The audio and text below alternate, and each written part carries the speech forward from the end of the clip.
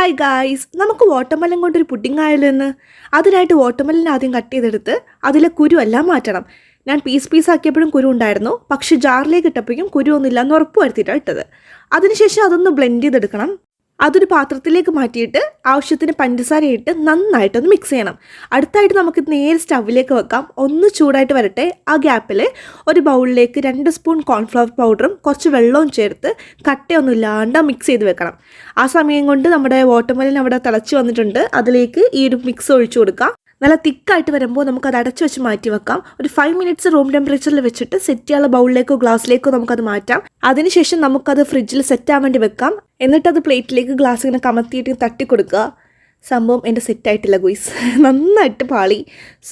ഇതെന്തായാലും കളയാൻ പറ്റില്ലല്ലോ എന്നോർത്ത് ഞാൻ നേരെ ബൗളിലേക്ക് ഇട്ട് കുറച്ച് കാഷ്നട്ട് പൗഡറും കട്ട് ഫ്രൂട്ട്സും വെച്ച് സെറ്റാക്കിയെടുത്ത്. ടേസ്റ്റിന് പ്രശ്നമൊന്നുമില്ല, ഷേപ്പിന് മാത്രമേ പ്രശ്നം ഉണ്ടായിരുന്നുള്ളൂ.